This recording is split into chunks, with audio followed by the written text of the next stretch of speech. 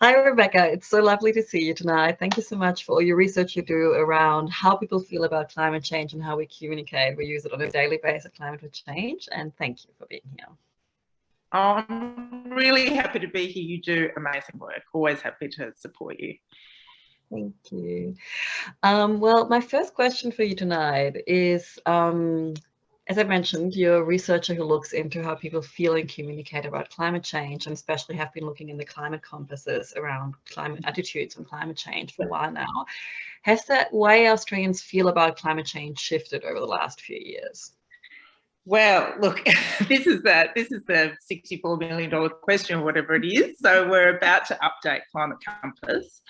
But in the 3 years from when we started Climate Compass to now, we have also been just kind of running the Climate Compass questions in range of surveys, not at the scale of the Climate Compass itself, but just to see what's changing. And there has been some evidence that there's been some shifts in people becoming more concerned, or I think more interestingly, even if people don't move necessarily from one segment to another, so from concern to alarm, I think we might be getting some attitudinal changes within those segments about what's possible, what we can do, what we should do.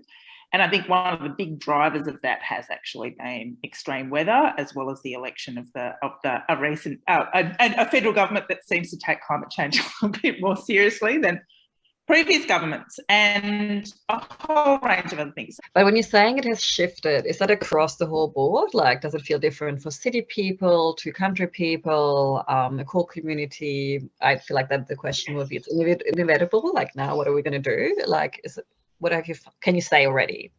Yeah, I mean, look, we first of all have to remember that the vast majority of the Australian population believed climate change was happening, felt that the future of energy in Australia was renewable energy, was worried about the environment. So we already had the vast majority of the community with us. Whether you live in the city, or whether you live in country areas, or whether you know what kind of your background is in terms of family background and ethnicity. So we already had the vast majority of the population. And what I always do when I use the Climate Compass and talk about it is about 91% of the population are there to be convinced, or already convinced about the science, or there to be convinced about the solutions. Only about 9% of the population of people we would describe as dismissive, who just don't want to engage. So we've already got people. It's absolutely clear that we don't necessarily have very specific studies beyond things like generational differences and location differences about how particular communities feel. One of the really good things about the next update of the Climate Compass is that we're going to dig deeper into first, second and third generation migrant communities and how they feel. That being said, in the past, in larger scale surveys that I've done, for example, Australia Talks, there are negligible differences between communities based on their ethnic background on attitudes to climate. Like, there really aren't huge differences, but we need to interrogate that further. And of course, we also need to understand a bit more about how different communities feel about the solutions. And that is very much, when you think about things like renewable energy, you're going to necessarily feel differently about that if you live in a regional area that's been, become prosperous and become successful because of fossil fuels. But there might also be the same kinds of places that could benefit from renewable energy. So you hear in the qualitative research I do quite different approaches to that issue than you would in the city when you've never met somebody who's ever worked in the energy sector. So of course there are going to be those differences. No, I think it's really exciting. Right? The reasons why people's attitudes are changing are not exciting, because we're all experiencing climate change directly, no matter where we are. We breathe the air, we live through the fires, we live through the floods. Yes. But if we think about that 90%, you said, of Australian, 91% of Australians care and they have a strong relationship to it. What do we need to do to like shift that from being concerned to being actually active? Because what your research has shown in the past is people care, but then that's not enough for them to activate and actually change the way they behave or vote. Even so, we saw that a bit on the election. Yes, I think that's right. I think that the thing that makes people connect any big issue that is an overwhelming, complex issue, that's economic, social, environmental, with action is the sense of a lived experience, of a sense of having some kind of skin in the game, and this matters to me right now. And so what we have an opportunity to do right now, given we now have a federal government that's prepared to talk about climate change openly, create a whole series of policies across portfolios to do something about it, and I think is serious about making sure that we're not lagging behind the rest of the world on this, and we're actually somewhere in the middle of the pack taking the opportunities that are available to us. What I think that's going to happen increasingly for people is people are going to have a lived experience of the benefits of their lives to acting on climate, as much as they've had personal negative experiences with the impact of climate change on their lives in terms of, you know, everything from burning or flooding your business, hurting people that you love, taking away places that you love, or ruining your holidays. So I think what's going to happen, and what we're going to see happen over the next couple of years, is more and more renewable energy projects open up that create opportunities and jobs and opportunities for business. More and more people see community batteries installed, which allows them to have access to renewable energy, which will keep their energy costs low. And I think that's going to change it. It's going to make it seem less of a kind of scary, remote, disconnected issue where all they think about is the cost of action, to start realising that there are benefits of action and costs of inaction. And for me, the thing that was so interesting in the last federal election with the research that the broader climate movement did coming out of that election is that when we looked across all electorates about what the top issues were that were actually driving people's vote, it was climate, but it was also cost of living and the economy. And to me, the fact that people might connect those things, that we cannot have a healthy, sustainable economy without a healthy, sustainable attitude to the environment and really, really good climate policy, and that cost of living is going to spin out of all control if we don't actually have a view about where we need to be with energy, food security, all the rest of it. So I think for me, it was almost like climate came up as an issue that was a material, tangible issue, as material and tangible to people as the economy and cost of living.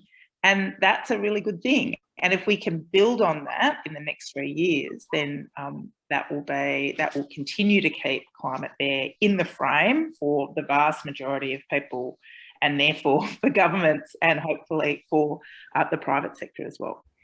And if we look into how we communicate to that vast majority and like propel that hope, there's like, I feel like a sense of hope there. What are your tips for people to have conversations around climate change? And like maybe also like a hope-induced conversation. Yeah. I mean, I always have a bit of a formula, which is before you start talking to people, you just need to listen a little bit and understand the mindset, the worldview, the values, and the baggage they bring to the climate change conversation. So in the same way as you kind of try and get to know somebody at a party or a first date or whatever before you launch into your views about anything, it's always good to know the approach that they take.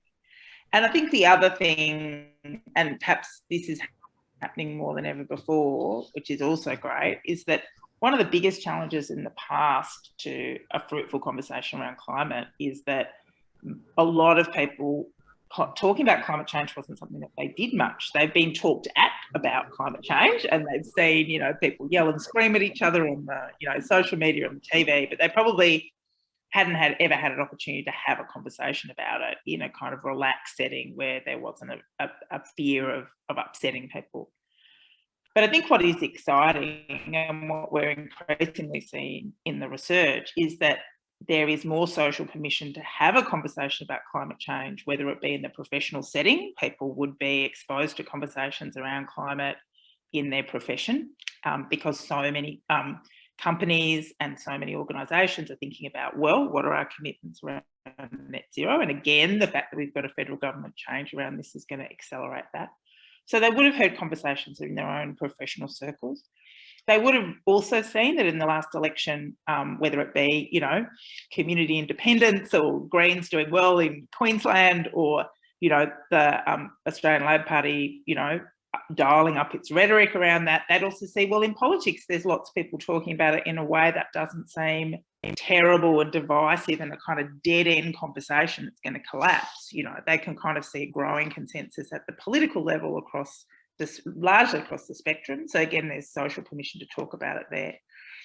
And then I think they're increasingly going to start hearing people who they never thought would talk about climate change start to talk about it. So I think why we're lucky at the moment is that if you do find yourself having an opportunity to have a conversation about climate change, you're not necessarily breaking new ground in a way that you might have 10 years ago, where people think, oh, why are you talking about this? So I think we are starting to get a bit more of a conversation around this. So I think one of the things I often do is ask, you know, where do people get their information? You know, have you ever thought much about it? Is anybody in your work talking about it? I try and get a sense of what the landscape is around that person and what their, you know, what their experience of talking about it is. And then I'm always interested about, you know, there is literally not a profession or not a suburb, either a profession or a region in Australia that hasn't been exposed to climate change in some way. And so that's a really good way to start talking about it. And once you've done that, and I think once you've established that rapport, it then is often best to just leave it with that person to think about, to kind of mull it over. And then in the past, when I've had these kinds of conversations, it is, and I, you know, I see people later on, they often say, well, we had that conversation and then 2 weeks later, somebody else said something, and then I noticed something. You know what often happens, you know, when suddenly you learn about something, you know, an actor or a word or a food, suddenly it's everywhere. It's like you haven't, it's like you were seeing it before, but you hadn't recognised it.